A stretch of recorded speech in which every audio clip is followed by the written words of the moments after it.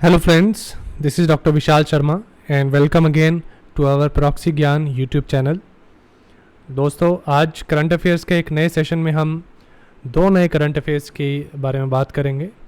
First is regarding the polio vaccine which the government of India has again decided कि जो भी अफ़गानिस्तान से लोग वापस आ रहे हैं या जो अफ़गान रेफ्यूजीज़ इंडिया में भारत द्वारा लाए जा रहे हैं तो उनको वैक्सीनेट किया जाएगा पोलियो के लिए।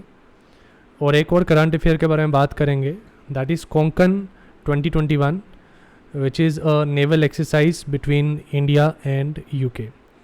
सो let's start with this two current affairs which may be very important for you for your UPSC prelims 2021। दोस्तों, आगे बढ़ने से पहले आप सभी से रिक्वेस्ट करूंगा कि आप हमारे प्रॉक्सी ज्ञान यूट्यूब चैनल को सब्सक्राइब कर सकते हैं। आप हमारे वीडियोस को लाइक और शेयर भी कर सकते हैं। प्रॉक्सी ज्ञान यूट्यूब चैनल बहुत ही कम समय में बहुत सारा सब्सक्राइबर्स गेन कर रहा है because of its videos and various lectures for UPSC aspirants. So I hope you will subscribe our channel so that आपको डेली अपडेट्स हमारे करंट अफेयर्स की मिलती रहें। So recently government of India ने decide किया है कि जो अफ़गानिस्तान से रिटर्नीज़ वापस आ रहे हैं so they will be given polio vaccine free of cost as a preventive measure against this wild polio virus.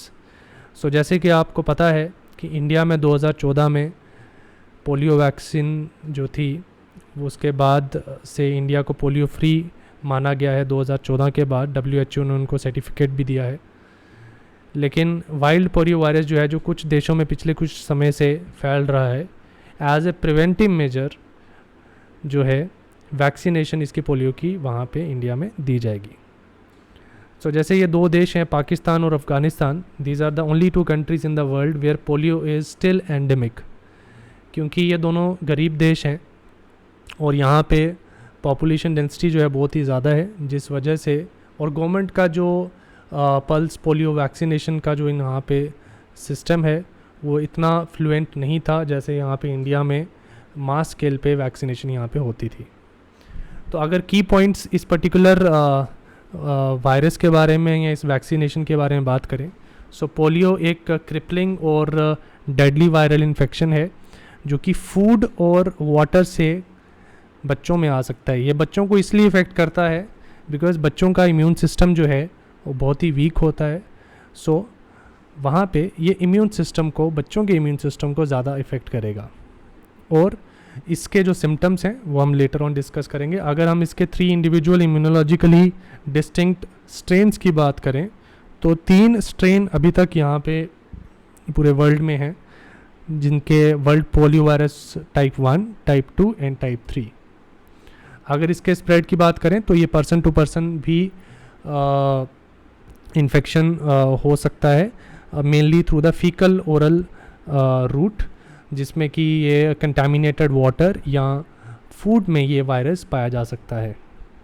So largely it affects the children below the age of 5। तो आपको ये पता ही होगा कि जो बच्चे हैं 5 साल तक के जो बच्चे हैं उनको ही ये वैक्सीन सबसे ज़्यादा दी जाती है। सो वायरस मेनली जो है इंटेस्टाइन में मल्टीप्लाई करता है और इफ़ेक्टेड जो इसका सिस्टम है या ऑर्गन्स हैं, that is nervous system of a body. ये हमारे जो सेंट्रल नर्वस सिस्टम जो है उसको ज़्यादा इफ़ेक्ट करता है, जिसकी वजह से जिस इंसान को ये अगर पोलियो हो जाए उसकी बॉडी में पैरालिसिस हो जाती है या उसके जो 4 लिम्स हैं, उसके जो लेग्स हैं वो उनमें प्रॉब्लम आ जाती है, जिसकी वजह से वो इंसान जो है पूरी लाइफ उसको विकलांग की लाइफ जीनी पड़ती है। अगर सिम्टम की बात करें तो जो पोलियो अगर किसी मान लीजिए किसी इंसान में आता है, the persons if they have got a vaccination, proper vaccination for 5 years, so they may not feel sick. अगर रेयर केसेस में बात करें तो polio infection it may cause permanent loss of muscle function which is paralysis. तो वहाँ पे उस case में पैरालिसिस ही है। लेकिन नॉर्मल केसेस में अगर किसी को पोलियो हो जाता है, पोलियो से कोई ग्रस्त है, तो उसके वो 4 लिम्स या उसके 4 लिम्स की जो नर्व्स हैं उनको ज़्यादा तक अटैक करता है, जिसकी वजह से इंसान प्रॉपरली चल नहीं पाता। पोलियो सिवियर केसेस में फैटल भी हो सकता है if the muscles used for breathing are paralyzed or if there is an infection of the brain. So जैसे कि मैंने कहा कि सेंट्रल नर्वस सिस्टम का ब्रेन भी एक पार्ट है, तो उसमें ये ब्रेन को इफ़ेक्ट कर सकता है। अगर ब्रेन को इफ़ेक्ट करेगा ऑब्वियसली वो उस पर्सन की जान भी ले सकता है। तो सिम्टम, जनरल सिम्टम जो इसके मैंने आपसे पहले भी बताए, इसमें sore throat, nausea, fever, headache, tiredness और स्टमक पेन मेनली शामिल है। तो जैसे कि मैंने कहा कि ये स्पाइनल कॉर्ड या ब्रेन जो कि सेंट्रल नर्वस सिस्टम के आपके पार्ट हैं, इवन की नर्व्स जो हैं उनको ये इफ़ेक्ट करता है। अगर ये लेग की नर्व्स नॉर्मली अगर उसको इफ़ेक्ट करता है तो लेग की पैरालिसिस होने के चांसेस होते हैं।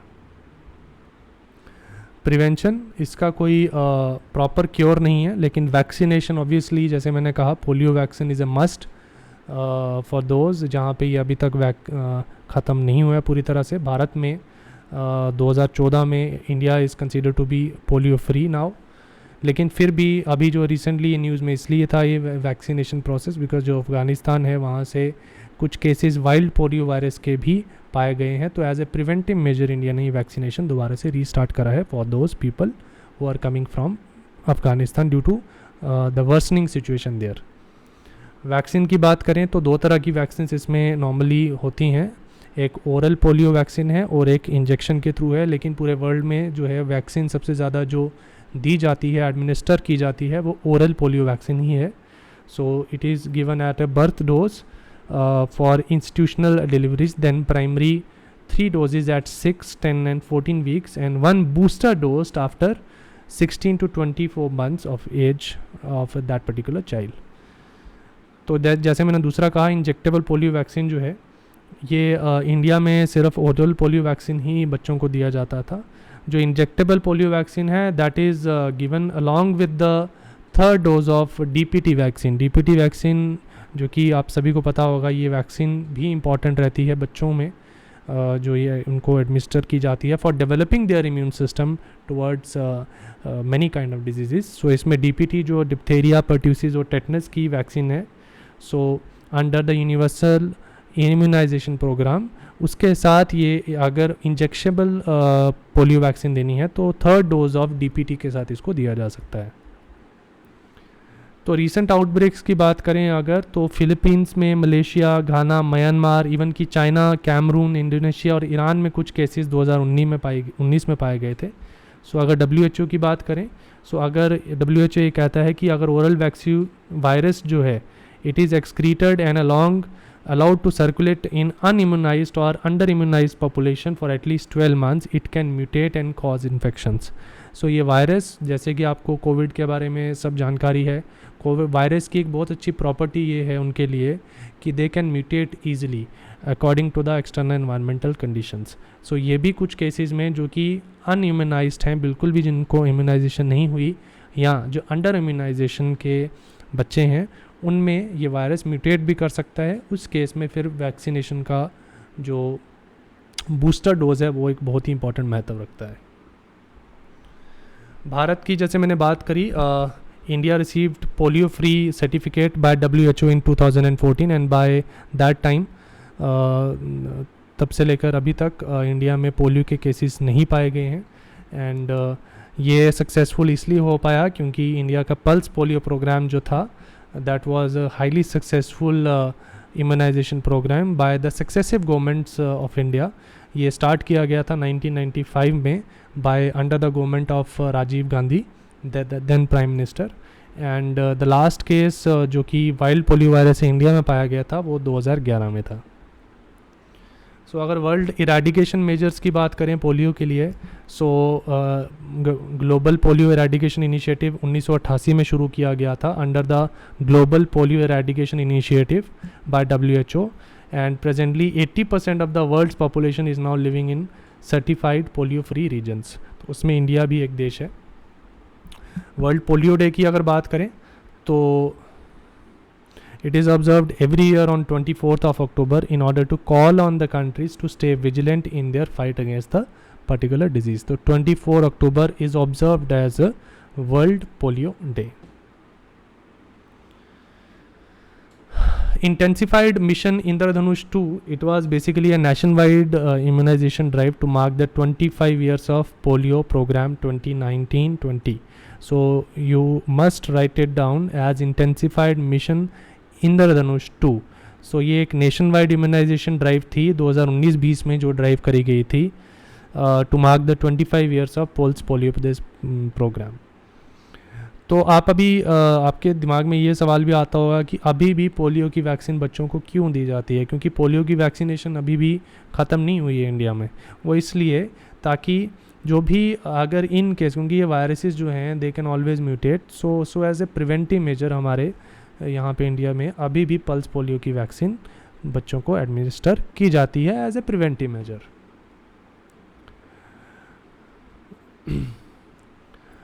एक और करंट अफेयर की अगर बात करें तो that is regarding exercise Konkan 2021।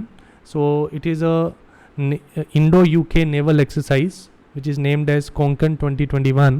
So it was recently held between INS Tabar जो इंडिया की नेवल शिप है and between INS Tabar and HMS Westminster in the English Channel which is there in the UK. So English Channel की अगर बात करें so it is located between the Isle of Great Britain's southern coast and France northern coast and separated from the North Sea by the Strait of Dover. ये आपके लिए बहुत ही important point रह सकता है। इंग्लिश चैनल की जो location है it is between Isle of Great Britain southern coast and France northern coast. So अगर इस बायलेटरल नेवल एक्सरसाइज की बात करें so it is a series of exercises which was earlier started in 2004 and rotation में ये की जाती है। एक बार इंडिया इसको होस्ट करता है, इंडियन नेवी इसको होस्ट करती है और एक बार यूके की नेवी इसको होस्ट करती है। अदर एक्सरसाइजेज अगर हम बात करें इंडिया और यूके के बीच में so exercise Indradhanush is one which is air force exercise whereas Ajay warrior is a joint military exercise. So these are the three defence forces जो डिफरेंट नेम से एक्सरसाइजेज अपनी बायलेटरल एक्सरसाइज करते हैं just to help each other and know each other's military strength and just to bilateral cooperate with each other. INS तबर की बात करें so it is a third तलवार class of freight Indian Navy ship and which was commissioned in 2004 in Russia, and this warship can handle air or surface missions and defend herself.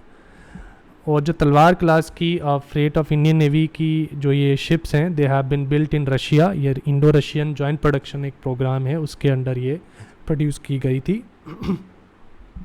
और अगर other frets की बात करें India में जो अभी हैं one is INS Teg, Tarkash, Trikand, Talwar and त्रिशूल। अगर हम बाकी नेवल इंडियन मैरीटाइम एक्सरसाइजेस की बात करें तो बहुत सारी हैं, जैसे सिलनेक्स है इंडिया और श्रीलंका के बीच में and one is Bongo Sagar which is India and Bangladesh, JIMEX India and Japan, Naseem Al Bahr Indian Oman, Indira Indian Russia, Zair Al Bahr which is India between India and Qatar, Samudra Shakti between India and Indonesia, Indo Thai CORPAT it is with the Thailand, IMCOR with Malaysia, Simbex with Singapore, Aussie Index with Australia, and Malabar exercise which is very famous. It is trilateral naval exercise. It is among India, Japan and USA. So ये थे दोस्तों आज के 2 current affairs जो हमने discuss करे। आशा करता हूँ आप लोग इसको अच्छे से पॉइंट्स की फॉर्म में अपनी नोटबुक्स पे ज़रूर लिखेंगे और अपने UPSC प्रीलिम्स की अच्छे से तैयारी करेंगे। किसी अगले लेक्चर में हम एक नए करंट अफेयर के साथ आपके सामने होंगे। तब तक के लिए धन्यवाद।